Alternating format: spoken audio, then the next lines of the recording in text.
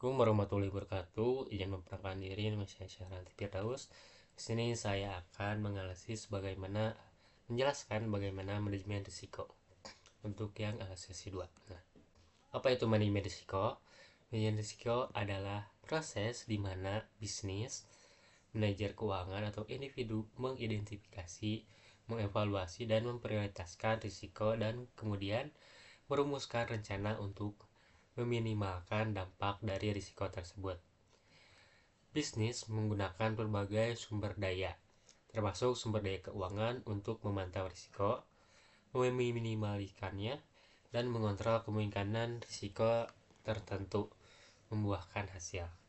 Nah, dalam kehidupan sehari-hari, keuangan dan bisnis, risiko didefinisikan sebagai kemungkinan hilangnya sesuatu yang berharga, kerugiannya tidak terkendali, dan beberapa risiko melekat pada bisnis dan transaksi keuangan. Nah, kemudian yang kedua yaitu beberapa penyebab risiko, termasuk kecelakaan, ancaman yang dapat menyebabkan kegagalan proyek, bencana alam, kewajiban hukum, ketidakpastian di pasar keuangan, dan sabotase pesaing. Dan yang ketiga yaitu strategi manajemen risiko. Nah, mempertimbangkan penyebab ini untuk meminimalkan kerusakan pada entitas yang menggunakan strategi ini. Nah, kemudian juga pengertian manajemen risiko menurut para ahli. Yang pertama dari Northway, yaitu tahun 2000. Manajemen risiko menurut Northway adalah implementation of measurement of likelihood risk. Kemudian juga menurut Jojo Sudarjo memiliki pandangan yang berbeda.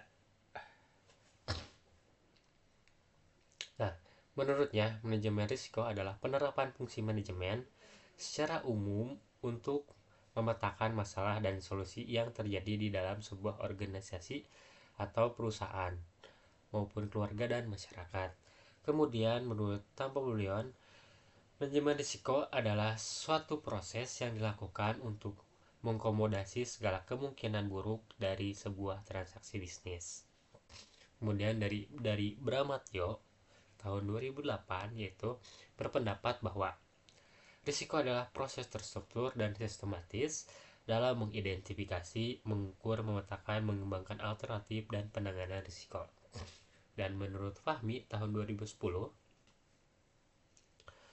manajemen risiko adalah satu disiplin ilmu yang mempelajari tentang tindakan organisasi dalam mengatasi masalah berbasis manajemen yang sistematis dan menyeluruh.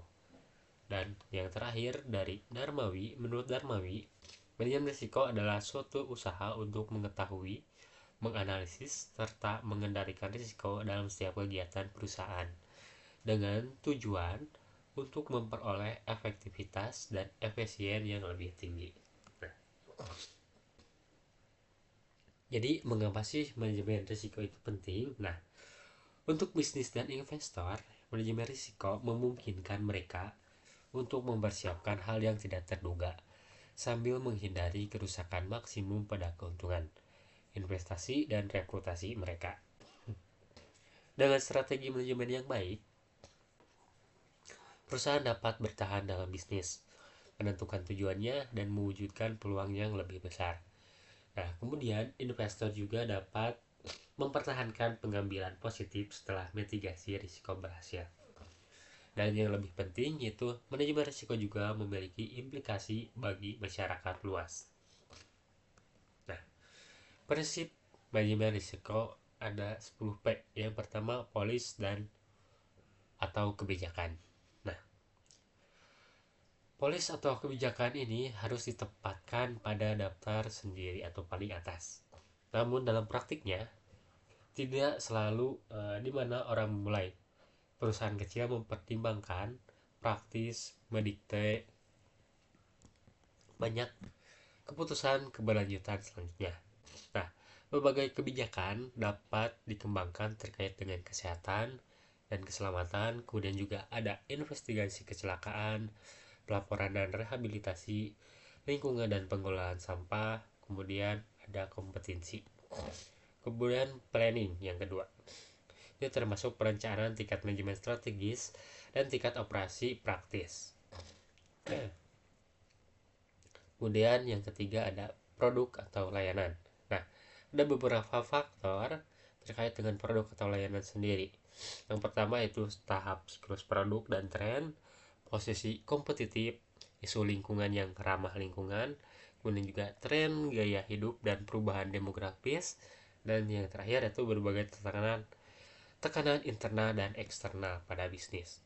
Kemudian yang keempat ada proses, yaitu risiko yang terkait dengan proses sangat bervariasi, seperti teknik yang digunakan, pengendalian, potensi dampak perkembangan, perubahan dalam undang-undang, inisiatif pemerintah mendukung perusahaan berkelanjutan, dan tingkat keterampilan. Yang kelima ada premis. Nah, ini merupakan faktor yang signifikan bagi perusahaan kecil. Jadi bagaimana risiko termasuk kesesuaian tempat, ukuran tempat, masalah keuangan, lokasi, dan risiko kesehatan. Yang keenam ada people atau karyawan. Nah, penting juga untuk sebuah perusahaan untuk fokus pada people atau karyawannya.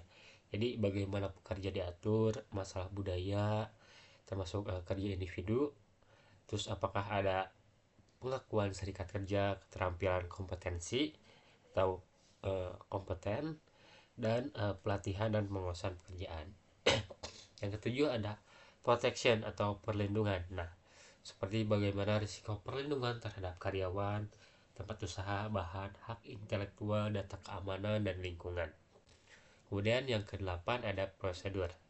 Nah, di dalam prosedur ini seperti seberapa tepat untuk proses produksi saat ini, dan juga adakah mereka cocok untuk produksi di masa depan seperti itu. Terus apakah mereka berfungsi untuk mengurangi risiko atau menimbulkan risiko tambahan.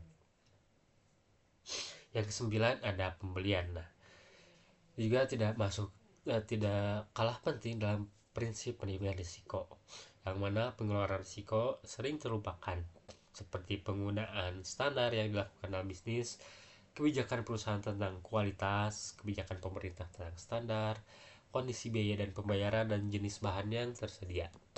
Yang terakhir yaitu performa.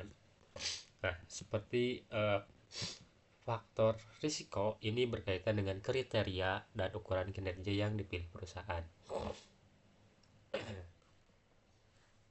Kemudian untuk strategi manajemen risiko itu ada 5. Yang pertama ada penghindaran risiko, yang kedua ada pengurangan risiko, yang ketiga ada retensi risiko, yang keempat ada pembagian risiko, dan yang terakhir ada pengalihan risiko. Nah, tahap dalam melakukan manajemen risiko. Yang pertama adalah tetapkan konsep masalahnya.